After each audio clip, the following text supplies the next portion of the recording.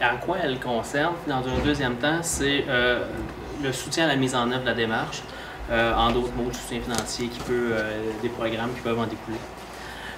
Ce matin, ça a bien été présenté. Le Québec est une des sociétés qui évolue, qui vieillit le plus vite un peu que les autres. Quand on dit plus vite, c'est pas vrai que les années passent plus vite chez nous, mais juste en nombre, ça a été mentionné ce matin, là, on devrait atteindre à peu près là, un 25-26% de personnes de 65 ans et plus au Québec en 2030-36.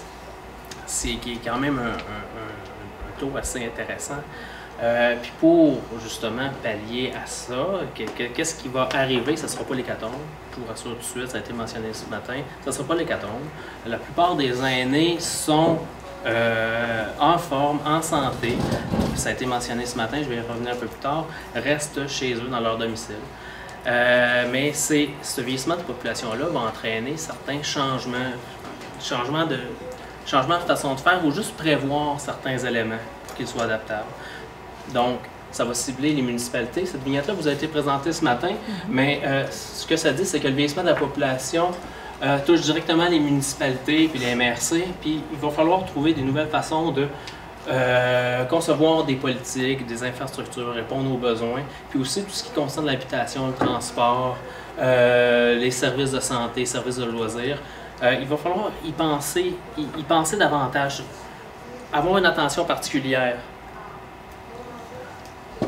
Ça serait fait dans les municipalités, ça serait fait aussi au niveau du gouvernement. Le gouvernement, voyant venir le vieillissement de la population, a lancé une politique Vieillir et vivre ensemble en 2012.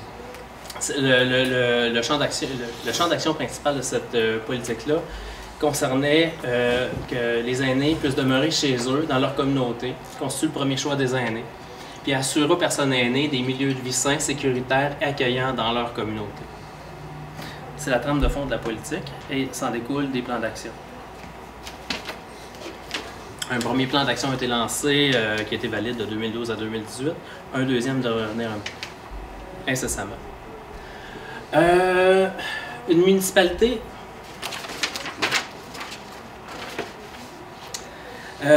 MADA et le vieillissement actif. Pourquoi le vieillissement actif et pourquoi MADA? MADA, c'est un des véhicules proposés par le gouvernement pour faciliter le passage et l'adaptation aux changements qu'on doit vivre pour planifier nos différentes infrastructures et différents programmes. Ce véhicule-là, MADA, est avant tout pour les municipalités, puis appuie les valeurs associées au vieillissement actif. Ce qui est important de dire, c'est que le vieillissement actif, c'est pas seulement être actif. Il y a trois piliers centraux, qui est la santé, la sécurité et la participation.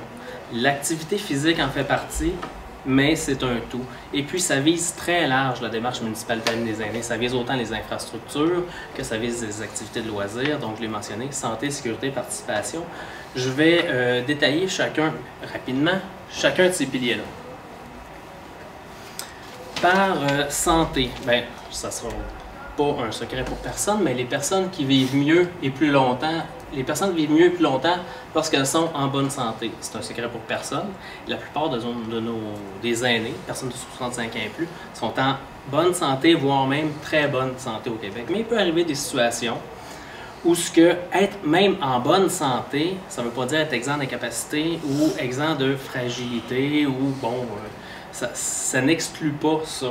Donc, les éléments, quand je dis éléments et infrastructures, doivent être planifiés pour faciliter tout ça et que les aînés puissent vieillir dans leur communauté le plus longtemps possible.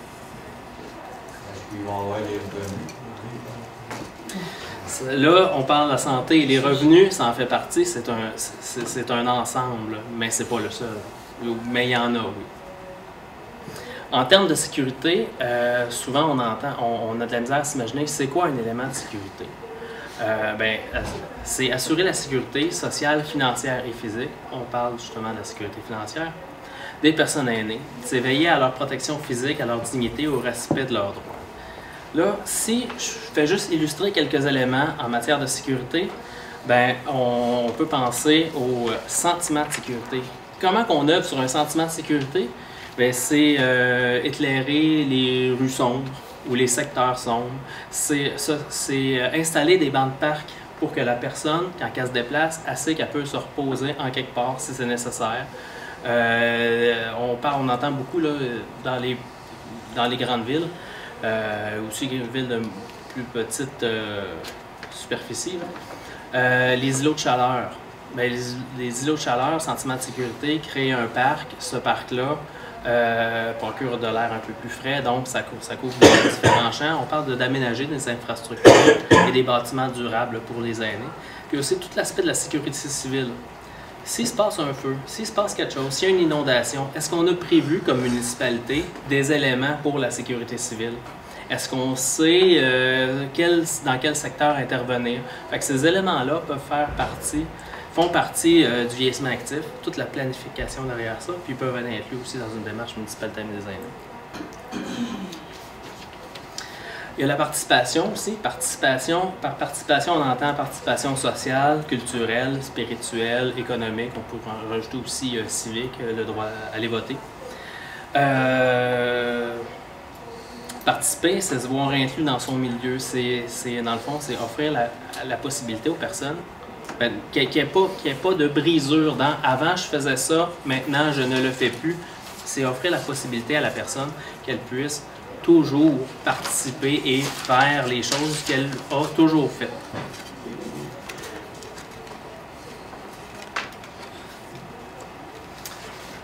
Ça m'amène à vous parler de la démarche MADA. La démarche MADA, elle a été exposée ce matin. Il y a deux éléments. D'un côté, il y a la démarche MADA et le levier qu'on a fait au Québec pour financer la démarche MADA, c'est le programme. Il y a une distinction entre les deux. La démarche est autonome en soi. Le programme, le soutien financier qui est offert, c'est un soutien financier pour implanter la démarche MADA dans les communautés. La démarche MADA, comme ça a bien été apporté ce matin par Mme Garon, découle d'une approche prônée par l'Organisation mondiale de la santé. Elle a pour objet d'aider les municipalités et les MRC à planifier les ajustements requis dans leur offre de services pour répondre concrètement aux besoins des personnes aînées. L'élément qui s'insère dans cette démarche-là, c'est le vieillissement actif, ce que j'ai exposé tantôt. C'est qu'en termes simples, qu'est-ce qu'une démarche MADA? En termes simples, il faut s'entendre, mais c'est un processus structuré et concerté de recherche de solutions qui interpelle les acteurs du milieu. Acteurs du milieu, on parle autant des personnes que des organismes. Les acteurs du milieu, pour la planification, la réalisation et le suivi des actions en faveur des aînés. C'est une démarche inclusive qui concerne toutes les sphères de la communauté. Pourquoi on doit réaliser une démarche MADA?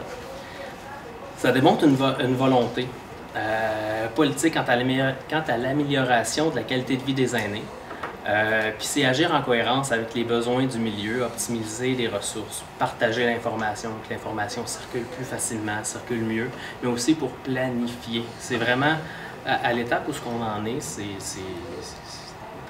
en 2018, on est à planifier les changements requis. Beaucoup de secteurs, quand je dis secteur, c'est des communautés, c'est des bâtiments. L'accessibilité laisse à désirer, mais aussi cette accessibilité-là peut être améliorée, mais il y a tout différents champs. Quand on dit bâtiment durable pour les aînés, c'est que le construit peut être adaptable et cette adaptation-là peut se faire à plus faible coût quand c'est prévu depuis le début pour pallier au vieillissement de la population. Comme j'ai mentionné, la démarche MADA est une démarche inclusive qui concerne plusieurs champs. Là, ici, c'est une image issue du guide qu'on a à la démarche municipalité des aînés. Cette image-là présente les champs d'action de la démarche. Il y a plusieurs champs, je vais vous en nommer quelques-uns, puis quelques-uns étant je peux cibler principalement les principaux qui concernent le transport, l'habitation, le soutien communautaire et des services de santé. Ces champs-là, c'est traditionnellement les plus sollicités. Il y a tout aussi la question de l'urbanisme, le construit, aussi espace extérieur et bâtiment. Toute cette question-là est un élément très important. c'est pas toutes les collectivités qui ont les mêmes besoins, mais les besoins des collectivités peuvent s'insérer dans chacun dans ces champs-là. La démarche MADA est assez souple. Elle laisse la possibilité aux communautés quand je dis communauté, c'est synonyme à municipalité, à ville. Elle laisse le choix aux communautés de cibler les éléments qui sont importants pour eux et pour lesquels ces municipalités-là, ces communautés-là veulent travailler. Ils veulent mettre une emphase. Le programme de soutien à la démarche MADA, c'est un programme qui est mentionné, offre un soutien financier et technique pour que les municipalités et les MRC élaborent une politique municipale des aînés, puis un plan d'action qui en découle. Cette démarche-là, il y a non, je vais l'aborder plus tard. Le soutien financier. Cette démarche-là, pour implanter la démarche, le programme offre un soutien financier. Il est attribué pour élaborer ou mettre à jour une démarche MADA. Une démarche MADA peut être une démarche individuelle ou collective. Quand on dit collective, c'est la MRC qui gère, quand je dis gère, elle gère la subvention, la démarche s'implante en collaboration avec la MRC. Une démarche individuelle, c'est une municipalité qui de elle-même applique pour avoir un soutien financier et élabore sa démarche. Il peut avoir une élaboration de démarche, donc une municipalité qui n'en a pas du tout décide d'en avoir une, implante une démarche ou une mise à jour. Une municipalité qui a déjà sa démarche est échue parce qu'une démarche MADA, c'est pas valide, pas parce qu'on a fait une fois que c'est fini puis après ça on n'en parle plus. Ça doit se mettre à jour. La durée de reconnaissance de la démarche, c'est la durée du plan d'action, donc la durée que vous avez déterminée dans votre plan d'action. Pour mettre à jour une démarche, c'est pas plus simple de mettre à jour une démarche qu'en élaborer une. Les deux, c'est les mêmes étapes, il y a les mêmes standards dans chacune, qu'elle soit en élaboration ou une mise à jour. Une municipalité doit passer au travers les étapes, donc consulter sa population et ce que je vais présenter un peu plus tard. Le soutien financier est établi selon la taille de la municipalité ou du nombre de municipalités qui participent à la démarche collective. Puis une contribution de la municipalité ou de la MRC est demandée. Est-ce qu'on a une proportion pour la part de la municipalité ou de la MRC financièrement? Oui. Une MRC, c'est une contribution de 10% qui est demandée de la subvention qui est donnée. Et la municipalité, ça dépend de sa taille.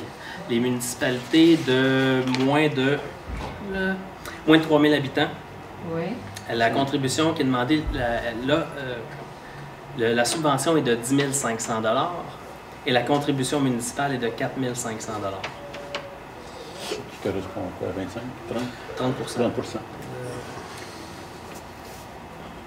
Pour plus que 3 000? Pour plus que 3 000, c'est 50 50-50. 50-50.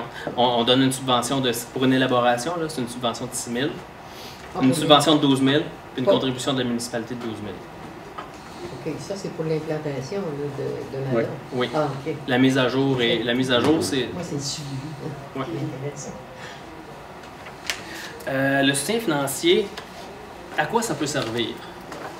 Bien, ça peut servir à payer le salaire du personnel, des honoraires professionnels qui sont mobilisés pour réaliser et implanter la démarche municipalité des aînés. Les frais connexes aussi sont couverts. Pour la participation des membres du comité, on parle de frais de déplacement, frais de garde aussi, ceux qui ont des enfants qui veulent participer au comité, mais aussi, si frais de garde, il peut avoir aussi, tout dépend, là, ceux qui sont proches aidants, il peut avoir du répit aussi qui est couvert par ça. Est-ce que ça c'est bon, tu veux dire, pour le suivi aussi? Pour du plan d'action? Pour le suivi, c'est d'autres choses? Le programme de soutien à la démarche MADA donne de l'argent pour réaliser la démarche, pour l'implanter, l'élaborer. À partir du moment qu'il y a un plan d'action, le financement pour le programme se retire et c'est d'autres leviers financiers qui viennent en jeu, que je vais présenter plus tard. Frais d'encadrement de gestion du personnel. Pardon? Dans les 5 minutes. Dans les 5 minutes? Oui. C'est beau, on va aller plus vite. Puis il y a le matériel nécessaire aussi à l'élaboration pour imprimer la politique, tout ce qui peut concerner le graphisme. Le soutien technique est offert par le ministère de la Famille, puis réalisé, attribué par le Carrefour Action Municipale Famille. Il a pour objectif de concourir à la qualité de la démarche MADA. Il y a un nombre d'heures qui est offert, pour vous illustrer là, que ce n'est pas un lot d'heures infini, mais c'est quand même là, il se déplace. Le Carrefour se déplace, il peut aller dans chacune des municipalités, vous rencontrer, yeux dans les yeux, et vous accompagner pour répondre à ces questions-là. C'est pas un lot défini, les nombres d'heures est mentionné pour une élaboration, une démarche individuelle 15 heures, une mise à jour 9 heures. Je vais essayer d'aller un petit peu plus vite. Les étapes de la démarche municipalité Amis des aînés, il y a 7 étapes. Dans ces 7 étapes-là, c'est obtenir l'accord des élus, bien que ce soit une démarche citoyenne, ça passe par les municipalités. Après ça, il y a mettre sur pied un comité de pilotage. Ce comité-là va être le pilier central pour élaborer, réfléchir, beaucoup d'entre vous en ont fait partie, réfléchir à la démarche. Idéalement, un siège est réservé au Centre intégré de services sociaux, au CIS. La politique gouvernementale de prévention en santé en fait d'ailleurs mention de cet élément-là. Une des étapes cruciales de la démarche municipale d'Amis des aînés, c'est effectuer un diagnostic du milieu. C'est quoi un diagnostic du milieu? Ben, c'est dans le fond, comme municipalité, ou une MRC, c'est mon milieu, il est composé de quoi? C'est le profil du territoire, le nombre de proportions d'individus, les différents taux par âge, qu'est-ce qu'il y a comme service dans mon milieu, puis consulter les aînés. C'est l'élément important. Aînés et organismes aînés. De là est issu un rapport de consultation qui est extrêmement important. Pour les municipalités, ce qui est davantage important à leurs yeux, c'est la politique et le plan d'action. Le rapport de consultation est tout aussi important. C'est ce qui va vous permettre éventuellement, pour la mise en œuvre de votre démarche, réaliser le plan d'action, c'est ce qui va permettre de justifier les différents programmes, vos besoins dans les différents programmes pour obtenir du soutien financier. Après ça, il y a rédiger la politique, mettre en œuvre la politique, puis évaluer la démarche qui va faire l'objet de la prochaine présentation. C'est des exemples de partenaires à la démarche. On a les 6 CIUS, les différentes courbes de santé, les différents paliers de gouvernement, les différents ministères, autant provincial que fédéral, peuvent y participer, services de police, Sûreté du Québec. Tous ces organismes-là ou représentants de différentes structures peuvent y participer. Effet pour les aînés de la municipalité, ça a été présenté ce matin, je ne m'attendrai pas trop, mais ça contribue essentiellement à la vitalité du milieu de vie des aînés et des communautés. Il y a plusieurs défis à la démarche parce que ce n'est pas un bloc qu'on propose et qu'on implante. C'est une démarche qui part de la base et qui doit avoir la collaboration des différents milieux. L'adaptation du modèle en fonction du milieu doit donc être faite. Ce n'est pas toutes les communautés qui ont les mêmes besoins, donc il n'y a pas une façon d'implanter une démarche, il y en a plusieurs.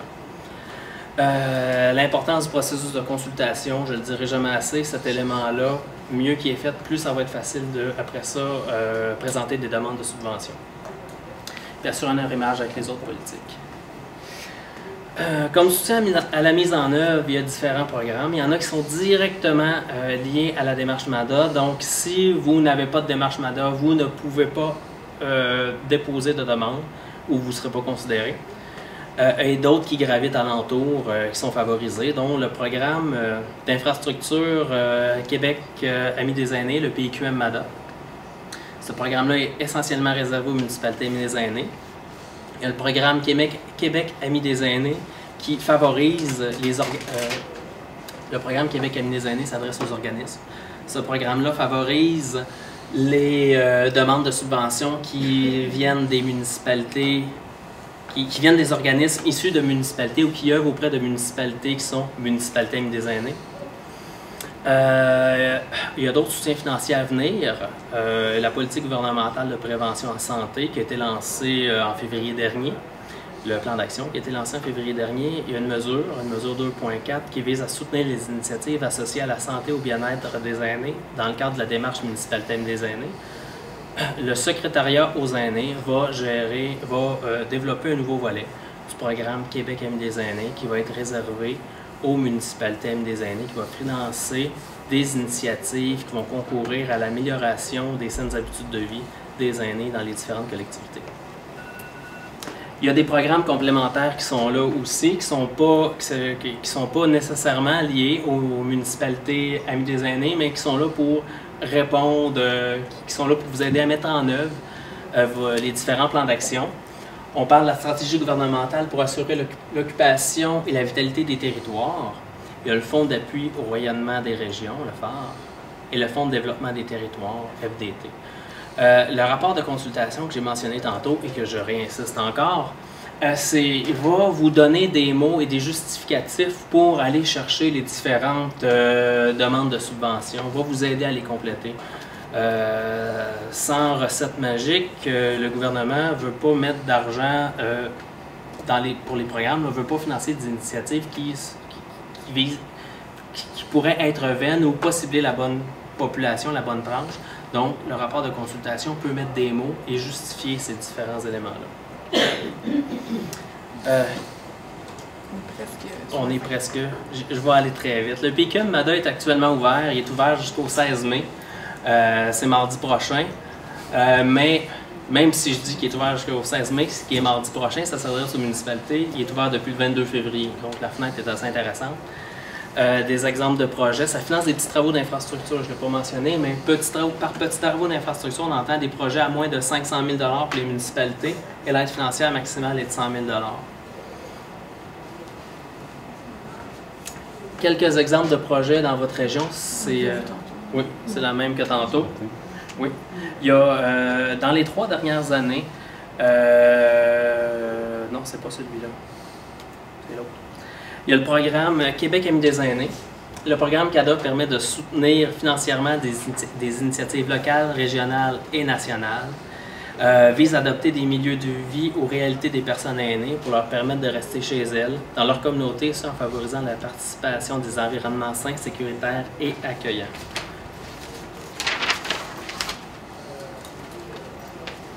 Les organismes admissibles au programme CADA, c'est les organismes à but non lucratif qui offrent des activités au bénéfice des personnes aînées depuis au moins 1 an et les communautés des nations autochtones. Je pense qu'ici, c'est pas dans la région ici, il n'y en a pas. C'est un programme qui est à thématique. Des fois, il y a des thématiques ciblées qui sont mentionnées, mais toutes les thématiques peuvent être soutenues. C'est juste que certaines années, il y en a défavorisées. Mais la lutte contre la maltraitance, c'est une thématique assez récurrente. Contrer les préjugés liés à l'âgisme, toutes les questions qui concernent les intergénérationnels, puis la transmission des savoirs est aussi un élément très soutenu. Non, pas encore. Le programme Québec Amis des aînés a 2 volets. Un volet soutien des projets d'expérimentation, de recherche, action et déploiement. Ça vous concerne un peu moins ici, donc je m'attendrai plus au projet de soutenir aux actions communautaires, locales ou régionales. Les subventions maximales sont quand même assez intéressantes. Projets locaux de 75 000 $, durée maximale 2 ans. Les projets régionaux, 150 000 $ par année pour un maximum de 3 ans. Depuis la création du programme CADA, on a subventionné plus de 1000 projets qui ont été financés dans le cadre de la démarche, dans le cadre de CADA. C'est des exemples de projets qui sont issus de la région ici. J'ai fouillé dans les 3 dernières années seulement, mais j'en mentionne 3 comme ça. Mais dans les 3 dernières années, il y a eu 14 projets qui ont été soutenus pour plus d'1,5 million $. Je ne sais pas s'il y en a un de vous qui œuvre au sein d'un de ces organismes-là. Moi, je suis très mal outillé pour les présenter. Vous êtes même mieux à les connaître que moi, ces organismes-là. Et ce qui met fin à ma présentation, les différentes coordonnées, si vous avez des questions, ça va me faire plaisir. Vous ne tombez pas sur une boîte vocale, c'est exactement mon numéro. Ça me fait plaisir de répondre à toutes les questions si vous en avez. Je vais être disponible cet après-midi pour répondre physiquement à vos questions. Puis sinon, en cours de route, ça me fait plaisir. Appelez-moi, je suis disponible.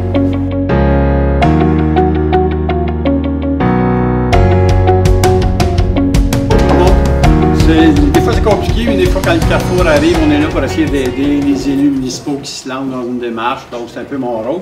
Moi, ça fait environ 5 ans que j'accompagne des municipalités dans la Naudière, une trentaine, dans Mada particulièrement, dont quelques-unes qui étaient rendues à l'étape de mise à jour. Ça veut dire qu'ils ont fini leur plan d'action sur 3 ans, puis ils se disent, est-ce qu'on revise ça?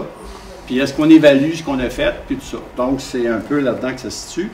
L'objectif, c'est donc l'évolution et le suivi de MADA. Moi, je suis un petit peu plus technique là aujourd'hui, c'est-à-dire c'est pour les municipalités qui sont soit en train d'y penser qu'ils veulent le faire, soit ceux qui sont dedans en train de l'élaborer, ou soit qui sont rendus en train de réaliser leur plan d'action. Juste à titre d'information, en levant la main, quels sont ceux qui sont là plus parce qu'ils pensent éventuellement avoir MADA chez eux, mais ils n'ont pas fait de demande encore de soutien financier, tout ça. Il y en a-tu dans ce cas-là? Non. Vous êtes tous MADA. MADA. Vous avez déjà élaboré MADA, vous êtes ceux qui sont dedans, ceux qui sont en train de la faire. Ben non, elle est faite. Elle est faite. Donc, vous êtes en train de réaliser votre plan d'action, C'est ça. ce qu'on appelle, nous autres, la mise en œuvre. Votre plan était adopté, votre politique était adoptée, puis vous êtes en On train est de dans la... l'attente de financement. Pour Pour réaliser. réaliser. OK. Pour réaliser les actions, donc on est là-dedans. Donc, il n'y a pas personne qui est dans la mise à jour. C'est-à-dire quelqu'un qui a fini puis qui veut... Il y en a ici, je pense, qui étaient dans cette étape-là. Si c'est 3 ans, là. on serait dedans, parce que ça fait ça 3 ans. Ouais, donc, quand ça fait 3 ans puis qu'on dit, ben, on a complété notre plan d'action, ben là, on peut se dire, est-ce qu'on fait la mise à jour de tout ça? C'est-à-dire qu'on recommence ce qu'on avait fait la première fois, en ajoutant un élément de plus, c'est-à-dire, on fait-tu le bilan de ce qu'on avait avant pour savoir si on est content, si on a atteint nos objectifs, si on a réalisé toutes les actions, partiellement, totalement et tout ça. Donc, moi, aujourd'hui, je suis plus dans le suivi du plan d'action. C'est quoi les enjeux de ça? OK? La proposition d'une démarche de suivi, puis on va se faire un petit moment où on jase ensemble sur vos besoins, où est-ce que vous en êtes, puis tout ça. Ça vous convient? Oui. Donc, moi, il y a un élément que j'ai réalisé, parce que j'ai commencé à faire des mises à jour de politique dans certaines municipalités. La Naudière était dans les premiers, d'ailleurs, qu'on disait, avec Pierre dans sa communauté dans la région de Joliette. Donc, il y en a qui sont rendus à la mise à jour. Donc, ce qui est important, c'est de dire la façon dont on fait notre démarche, quand on est en train de l'élaborer, ça va aider à faire un bon suivi. OK? C'est comme si je bâtis bien une maison, il va être plus facile à entretenir probablement après. Donc, les éléments importants là-dedans, c'est le mandat du comité de pilotage. Quand j'ai commencé à faire ça, je pense que le secrétariat n'avait pas mis encore la question du suivi au centre totalement de qui va s'assurer de la suite. Okay? Donc, ça a été mis dans le protocole que vous signez maintenant. Moi, quand j'avais commencé, je me disais, il me semble que c'est logique que quand on mandate des gens pour faire une élaboration d'une politique ou d'un plan d'action, qu'on leur demande d'être là aussi par la suite, pour qu'on puisse leur dire où est-ce qu'on est rendu. Parce que souvent, j'entends, on a fait ça, puis on n'a plus entendu parler après. Hein? Ça, c'est très frustrant pour des citoyens qui ont participé à une démarche. Donc, ce qui est logique, des fois, c'est dans le mandat au départ qu'on donne au comité, c'est d'inclure le mandat qui vont être là pour le suivi. C'est pas la même chose, c'est peut-être 2 rencontres par année, mais on leur donne des nouvelles là-dessus. Dans le protocole du secrétariat, il demande des fois une deuxième résolution qui dit c'est qui votre comité de suivi, puis bon, donc c'est un élément important. L'autre élément à surveiller, c'est les mouvements du personnel politique ou administratif.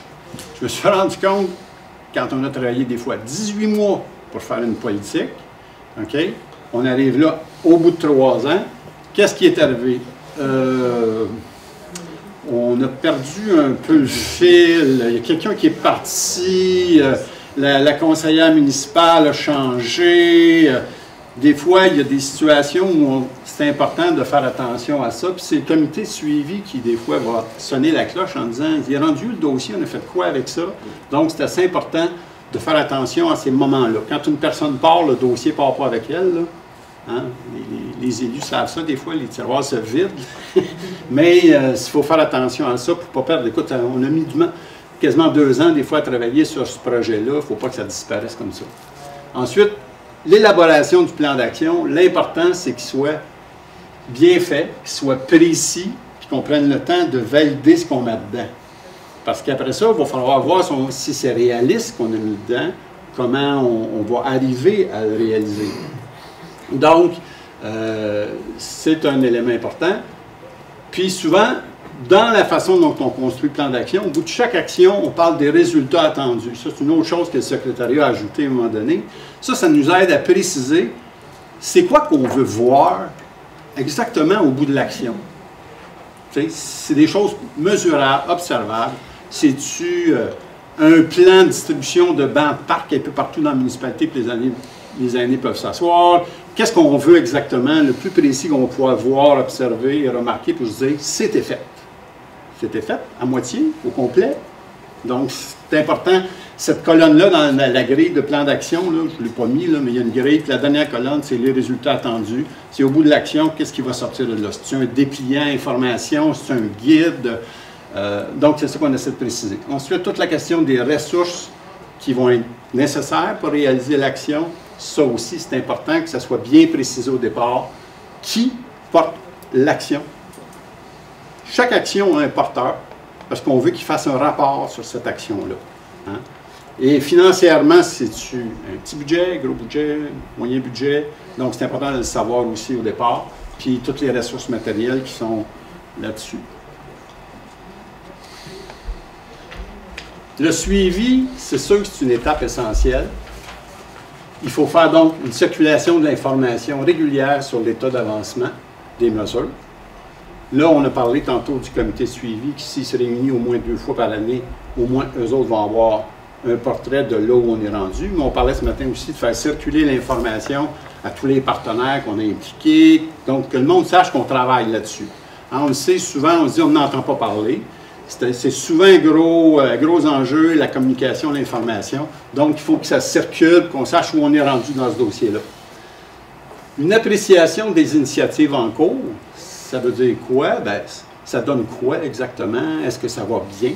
L'implantation, est-ce qu'on a un bug en bon français? Est-ce qu'il y a quelque chose qui nous empêche d'avancer? Il faut que ça remonte. Donc, il faut qu'on sache si ça se déroule bien ou si ça ne se déroule pas bien. On peut reviser et ajuster les actions du plan. Hein. Un plan, ce n'est pas figé parce qu'il a été adopté, ce n'est pas figé dans le ciment. Là. Donc, si on revient au comité de suivi et qu'on dit, écoutez, avec cette action-là, on n'avait pas vu telle affaire. Est-ce qu'on peut... Qu'est-ce qu'on fait? Est-ce qu'on l'abandonne? Est-ce qu'on la modifie? Est-ce que, donc, on peut réajuster notre plan en cours de route? C'est sûr que ça revient au conseil municipal, donc il y a des décisions à prendre, mais c'est quelque chose qui est ajustable.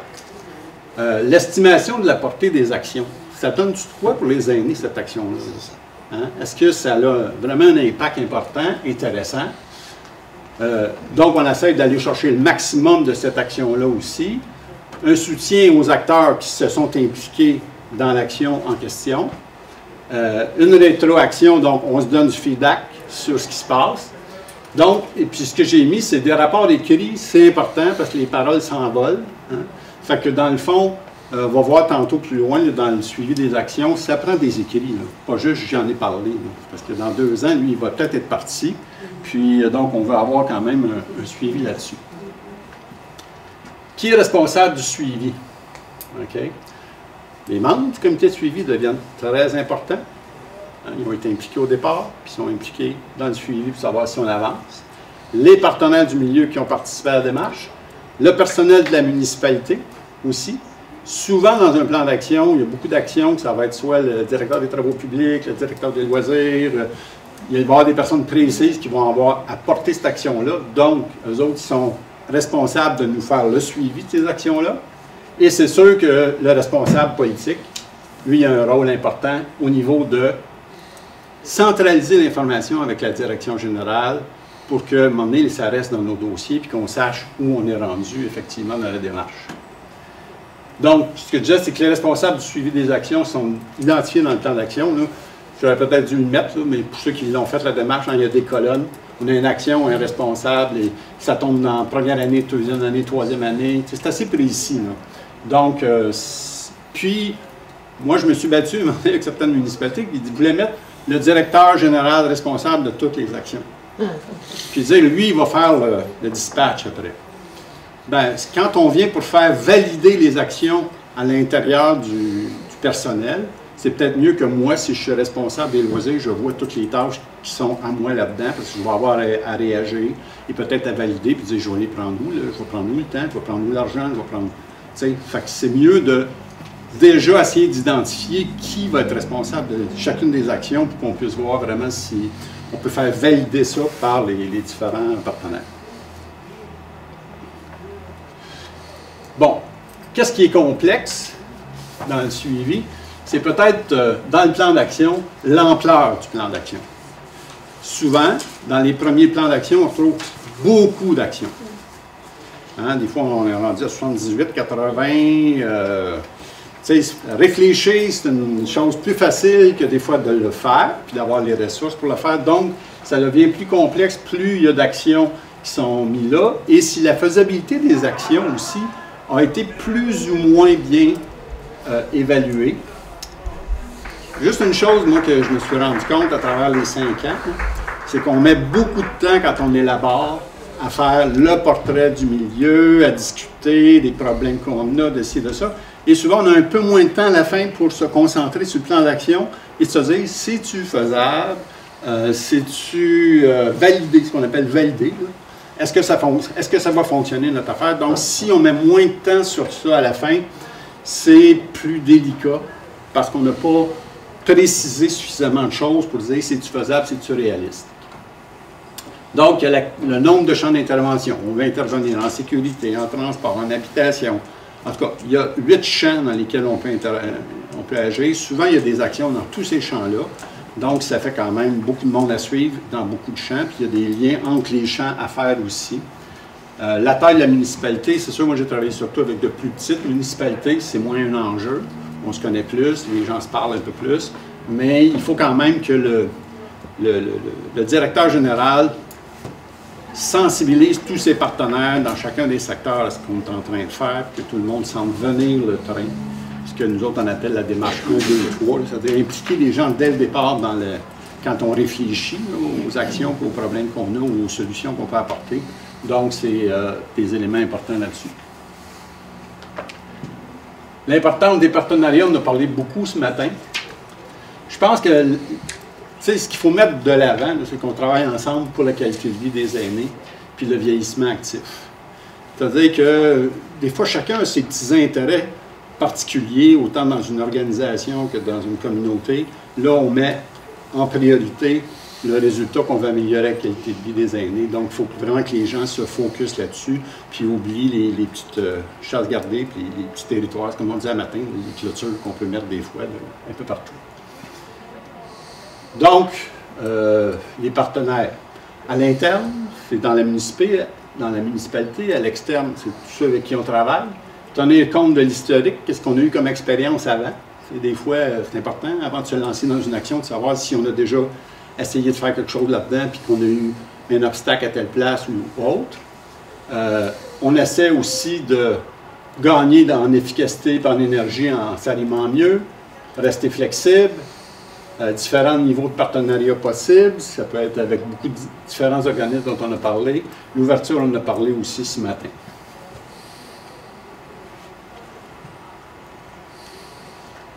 Donc, les communications. Mettre en place un mécanisme de circulation de l'information efficace.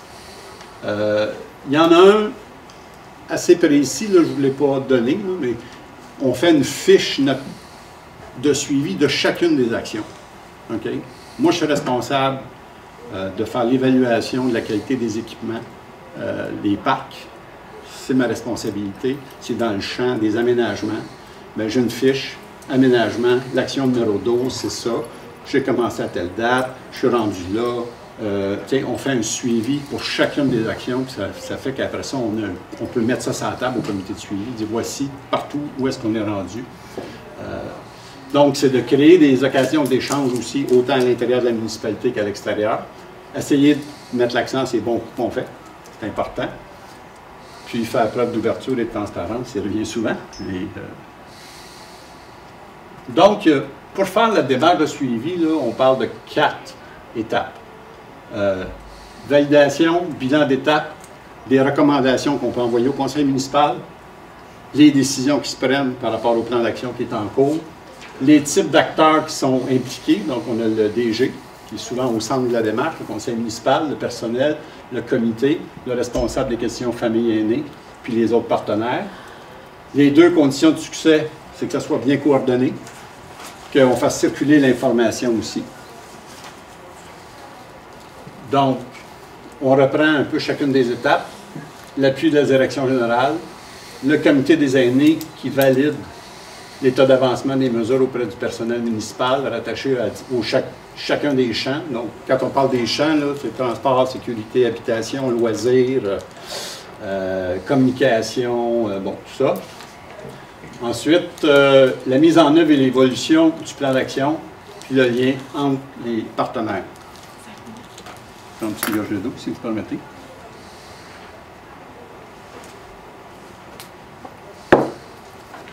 Donc, c'est sûr qu'on va faire un bilan d'étape.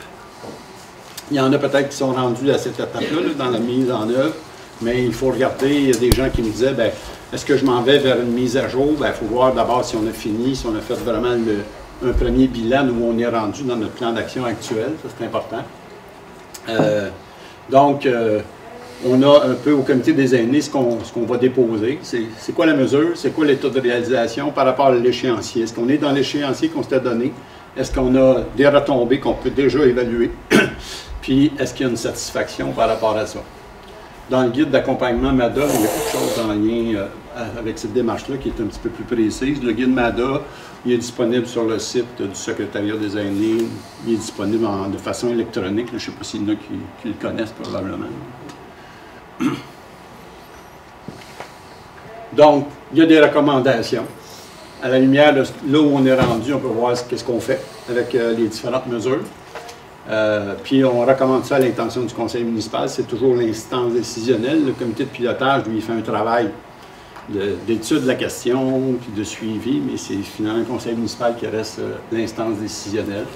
Puis le responsable des questions famille, il transmet les recommandations du comité aîné au conseil municipal. Ça, je disais tantôt, c'est pas nécessairement figé dans le ciment, tout ça. Là, le conseil municipal statue sur l'orientation de chacune des mesures du plan, informe le comité aîné et le personnel des décisions qui sont prises par rapport à des ajustements. Donc, les conditions de succès, j'avais mis au départ la façon dont on l'a fait au départ, la manière dont on l'a bâti, le fait qu'il soit précis, qu'il a été déjà validé, mais on a aussi avoir l'appui politique et administratif, s'entourer des bons partenaires, avoir une approche gagnant-gagnant, pas être compétitif là-dedans, mais plutôt que tout le monde tire le meilleur parti. Rester branché sur les réalités qui bougent, faire circuler l'information, puis accorder du temps à la mobilisation de tout le monde pour arriver au résultat qu'on espère. Donc, des bonnes pratiques, c'est avoir un point statutaire à l'ordre du jour. C'est un peu ce que les conseillers disaient ce matin. Moi, je suis celui qui ramène ça au conseil. Où est-ce qu'on est rendu? Ça avance bien, voici à peu près à quelle étape, voici. Donc, c'est toujours sensibiliser le conseil municipal au fait qu'on travaille là-dessus, pour pas qu'il y ait une surprise en disant « Ah, on n'a pas entendu parler ». Donc, avoir un porteur de dossier impliqué dans diverses instances de concertation, ça permet de faire circuler aussi l'information. Planifier les mécanismes de suivi puis de mise en œuvre dès l'élaboration de la démarche. Donc, nous, comme accompagnateurs, on est là pour la phase d'élaboration. On est rarement là dans la phase de suivi. On insiste beaucoup sur le fait que le comité de pilotage, il y a un mandat dans le suivi, qu'il y a une façon de le faire, le suivi, un peu ce qu'on a expliqué là. Mais après ça, nous, on n'est plus là, c'est à l'interne que ça se passe. Donc, c'est plus la responsabilité des élus que vous êtes ou des personnes impliquées qui est de garder en tête le fait que ça... Oui. Souvent, les suivis ont intérêt à être faits par écrit. Ça Oui, évite c'est ce que je disais tantôt. distorsions. Puis je disais souvent une fiche par action. Des fois, ça a l'air que c'est beaucoup de papier, mais pour telle action, là, on a une fiche type qu'on donne là, qui dit exactement c'est qui est sur cette action-là, où est-ce qu'on est rendu, c'est quoi, est-ce qu'elle est complétée complètement, partiellement. Donc tout ça, ça reste, ça pose des longs rapports écrits, mais qu'on sache exactement qu'est-ce qui... puis que ça soit par écrit. Ça, j'avais dit. les écrits restent. Mais... En réalité, vous voulez que la personne fasse sa job. Ouais. Hein? Ouais, mais il y a beaucoup de culture verbale des fois quand C'est ça, même C'est quand là on. que ça pose problème. C'est là que ça souvent. pose un problème, ça change. Ouais, mais des fois les gens se disent Si ah, font c'est leur- beaucoup de papier là. Mais Oui, mais Fabien, s'ils font leur job comme du monde, c'est ça. pas de misère. C'est ça. Faut qu'il y ait quelque chose qui reste. Parce que comme je vous dis, sur des années, sur 3 ans après, là, si j'ai travaillé sur une action, la première année, c'est déjà rendu un peu plus loin dans ma tête. Là. Donc, si j'ai des écrits, je dis oui, j'ai travaillé avec un tel, on a fait ça, on a eu tel problème à telle place, on a adapté ça un peu, mais le résultat, il est pas mal là. Voici le résultat qu'on a atteint. Donc, c'est ça qu'on veut savoir. Mais comment ça se fait, des fois, dans le conseil municipal, on ne l'a pas. Eux autres sont payés, les conseillers municipaux. Et nous autres, là, quand on fait du bénévolat, comme la plupart, quand on fait des rapports, c'est tout écrit comme il faut. Puis des fois, on demande à, c'est pas tous les conseillers, mais des fois, on demande à des conseillers municipaux. Bon, c'est bon, on courant. Je m'en souviens plus. Donc, ça, c'est un peu les mêmes choses qui reviennent de façon différente. L'information régulière, l'appréciation des initiatives, la révision, les ajustements, l'estimation de la portée. Donc, c'est des éléments qu'on a vus un peu, là, qu'on passe un peu plus vite. Puis, bon, le Carrefour Action municipale, notre rôle, comme je vous dis, c'est d'accompagner au niveau de l'élaboration ou d'une mise à jour. Je sais qu'il y a plusieurs personnes qui me posaient des questions aujourd'hui. Quand est-ce qu'on doit faire la mise à jour? Regarde, je peux répondre rapidement, là, c'est que au bout de 3 ans, si votre plan d'action est de 3 ans, on peut se dire, est-ce qu'on revient pour réajuster, pour se dire, est-ce qu'on a réalisé tout ce qu'on avait à faire là-dedans? Puis, est-ce qu'on revise? Est-ce qu'on se dit que nos objectifs étaient les bons? Qu'on les conserve? Est-ce qu'on revise les actions? Est-ce qu'on a des nouvelles actions? Fait que donc, on peut faire ce qu'on appelle la mise à jour de votre politique à ce moment-là. Là, il y a du soutien qui peut arriver du Carrefour aussi. Puis tantôt, Francis disait, c'est pas nécessairement plus simple de faire une mise à jour qu'une élaboration, parce que moi, ce que je disais souvent au secrétariat, ils le savent, mais c'est qu'on rajoute une étape. Avant de faire ça, il va falloir faire un bon bilan du premier plan d'action. Es-tu content de ce qu'on avait dans le premier? Est-ce qu'on a-tu réalisé tout ce qu'on voulait faire? C'était quoi nos problèmes? Y avait-tu trop d'actions? On était-tu trop éparpillés? Il faut faire une évaluation, finalement, de tout ça avant de se relancer. Fait que c'est comme si on rajoute une 4e étape. C'est-à-dire la première, un bilan, une évaluation des faits, puis se dire, est-ce qu'on est satisfait des résultats atteints? Ensuite, on recommence. Un portrait statistique, un portrait des ressources, puis une consultation. On fait la même démarche qu'on a faite au départ. Et donc, ça rajoute un élément de plus, donc ça prend un certain temps aussi à faire. Mais encore une fois, pour les citoyens, participer à une consultation où on ramène les mêmes problématiques, parce que la problématique n'a pas été réglée, je ne suis pas certaine, moi, que le citoyen a envie de redire encore une fois, mais ça, j'aimerais ça l'avoir, je ne l'ai toujours pas. Oui, mais ça peut être une occasion de communication. Hein. C'est souvent une occasion de communication, je l'ai vu avec des aînés. Souvent, quand on le fait avec les aînés, les gens on fait souvent sous forme de focus group, de consultation par table, dont tu parlais ce matin, puis c'est un petit peu plus vivant. Puis ça peut être l'occasion de dire, voici, on avait 50 actions dans notre plan d'action, il y en a 40 qui ont été vraiment atteintes. On a eu de la misère avec ça, pour telle raison. Mais on veut savoir si ça reste encore des priorités. Tu sais, on peut revenir, mais je pense qu'il faut être très transparent par rapport au fait qu'à un moment donné, on veut des choses.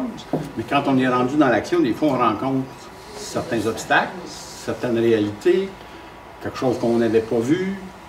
Puis plus les gens sont informés, moins ils vont risquer d'être comme déçus en disant « ça ne donne rien ces affaires-là, ça s'en va ces tablettes, on n'entend plus parler ». C'est ça qu'il faut faire attention dans ces démarches-là, c'est qu'il y a une continuité assurée, parce que là, on implique les gens, on leur demande de s'impliquer. En retour, ils s'attendent à être informés de ça a donné quoi leur participation. Je pense que c'est donnant.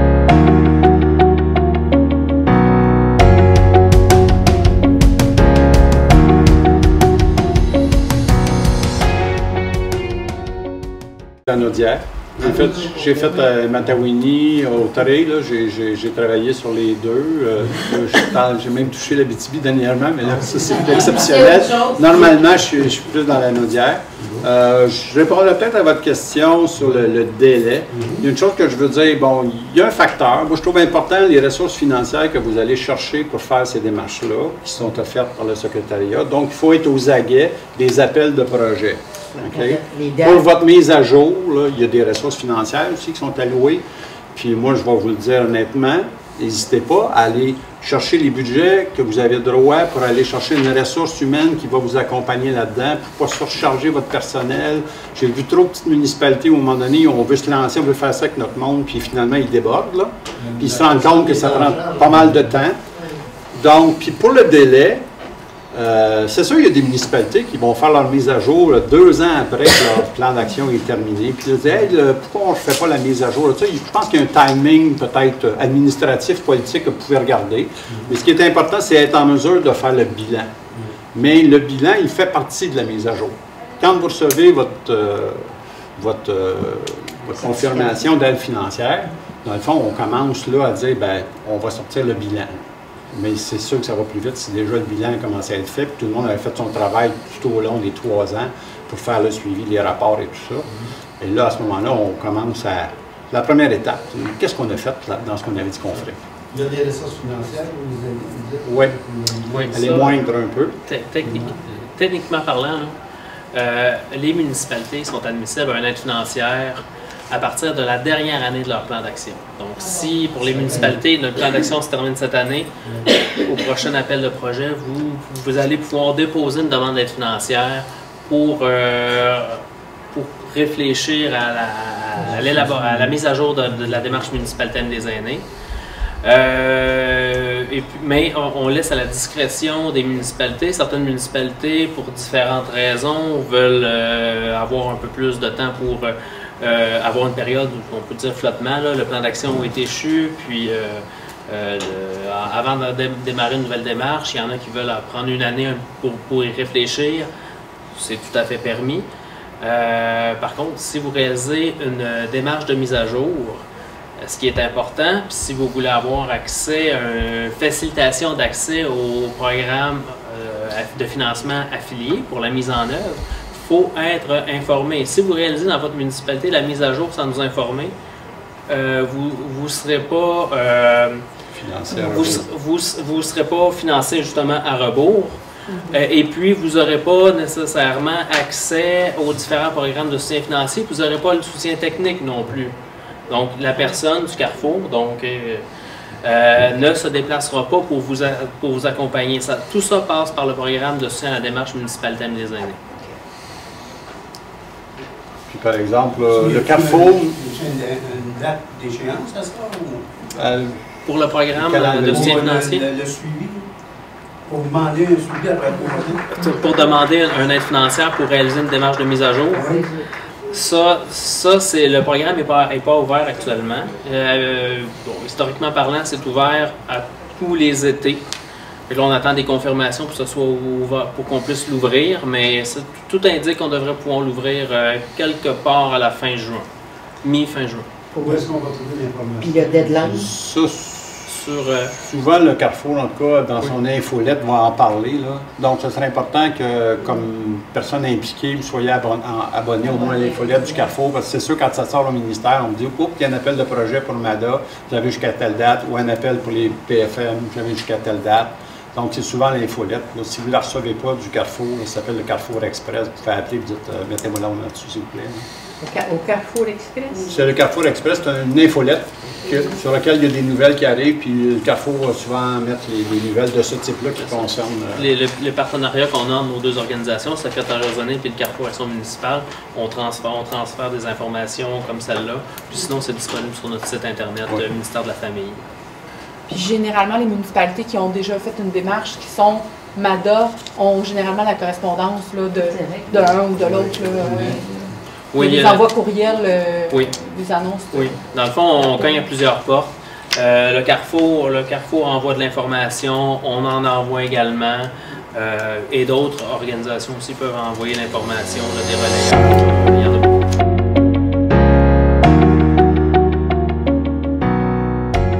recevez votre subvention pour commencer à faire la démarche. Hein? Vous avez 24 mois pour faire la démarche, maximum.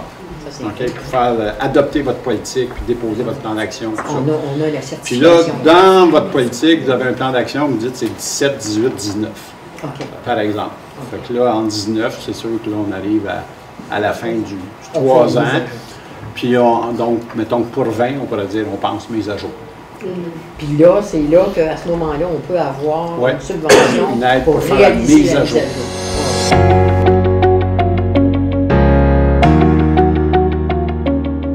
La municipalité a passé une résolution pour le comité de suivi. Elle a adopté un comité de suivi, puis elle lui a donné un mandat.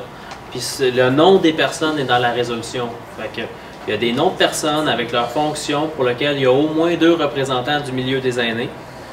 Il y a au moins le représentant, l'élu responsable du dossier aîné qui est là. C'est obligatoirement. C'est les exigences minimales. Sans avoir le financement. Non, ça, quand il y a un financement, vous devez suivre les règles qui vont avec le financement. Puis ce qui vient vous expliquer, c'est les règles exigées par le ministère, au moins 2 représentants des aînés, que les lieux responsables soient là-dessus. Les autres partenaires du comité sont choisis par la municipalité là, pour faire partie de ce comité-là. À ce moment-là, ils sont partenaires de la démarche. S'il n'y a pas de financement, la municipalité fait ça comme elle veut. Elle doit respecter la gouvernance qu'elle a adoptée elle-même, dans le fond, avec ou sans argent. Si la municipalité a rédigé une politique, qu'elle a établi qu'il y avait un comité, elle est redevable de ses propres décisions qu'elle a prises. Donc, qu'il y ait une subvention ou pas, la subvention, c'est pas une police de la politique, dans le fond. Chez nous, par exemple, la municipalité a établi un budget à partir des coûts de la municipalité. C'est ça. OK. Oui. Guy?